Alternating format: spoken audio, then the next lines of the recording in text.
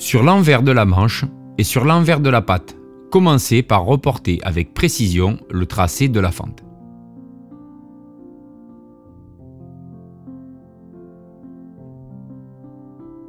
Placez la patte en droit contre l'envers de la manche, en faisant coïncider les tracés.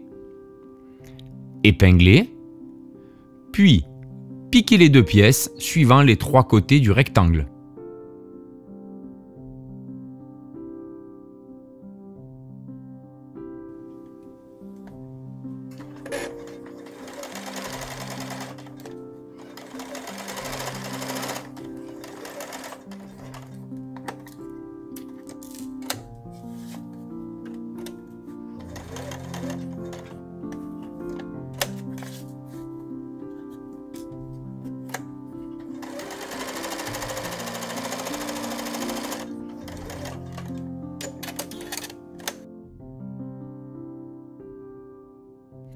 Entaillez au milieu du rectangle, puis crantez vers les coins en allant au plus près de la couture précédente, sans la couper bien sûr.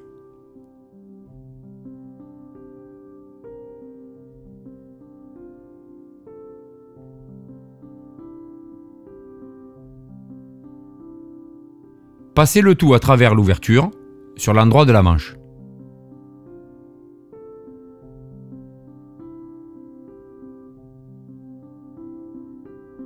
Repassez avec soin.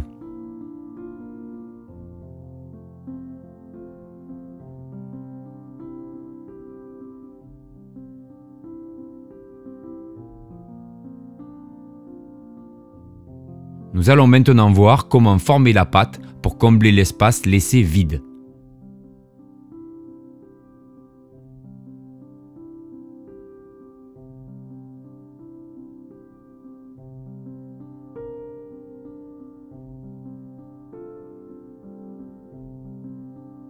Formez un rentré sur le petit côté de la patte.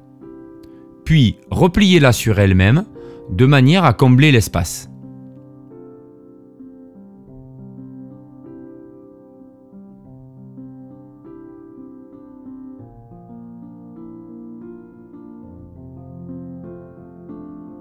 Surpiquez à 1 ou 2 mm du bord sur toute la longueur.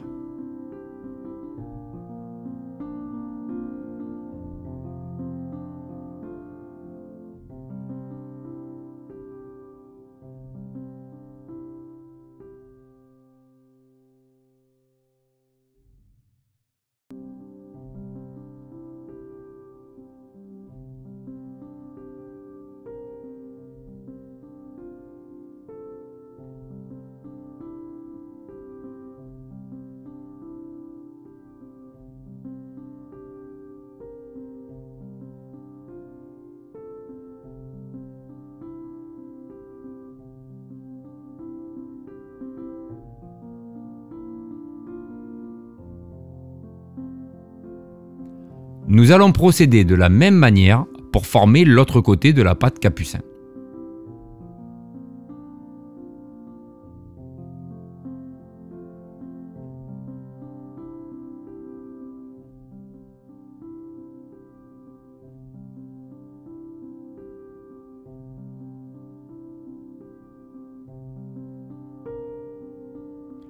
Le plus délicat est de former la pointe en haut de la patte.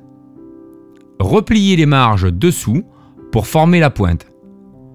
Repassez pour marquer les plis et maintenir en place.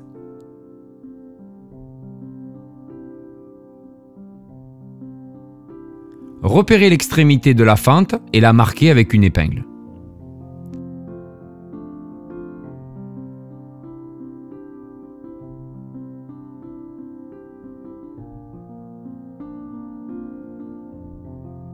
Nous allons maintenant piquer les bords de la patte capucin ainsi que la pointe du haut.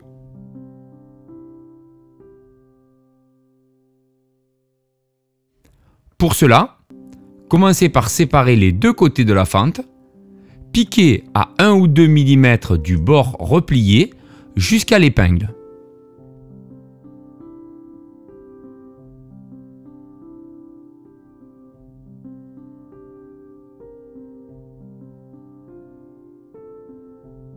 Une fois arrivé à l'épingle, Levez le pied, tournez l'ouvrage à angle droit pour piquer en travers de la fente. Cette fois-ci à travers toutes les épaisseurs.